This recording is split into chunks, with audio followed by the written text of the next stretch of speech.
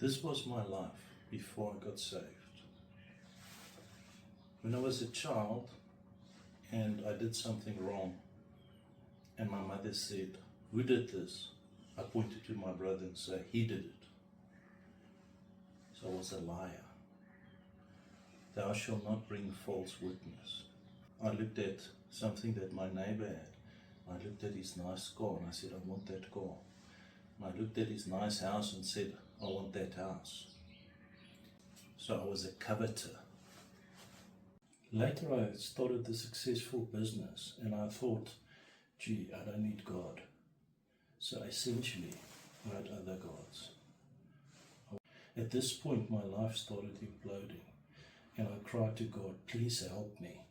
Jesus came and he says, "Let me take this robe from you." He takes it off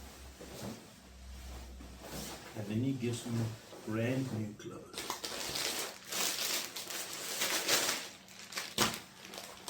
And he gives me the chance to start over.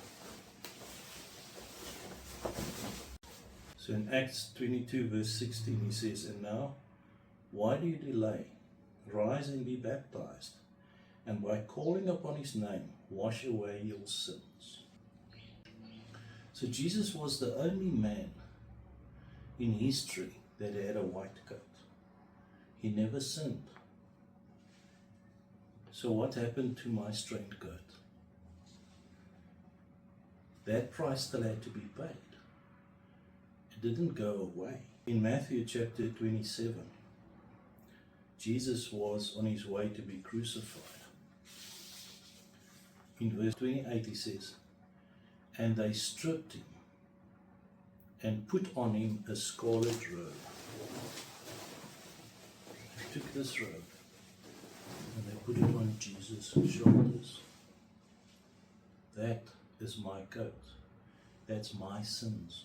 And it's your sins. If you cried out to God and said, "Help me," and you got baptized, and you leave that old sin behind, that is your sins that was put on his shoulders. He died for your sins.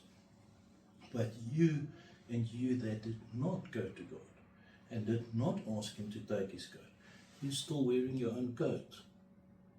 Why don't you come to him and say, "Help me, and take my coat, take my burden"? Or do you want to take it yourself and pay the price?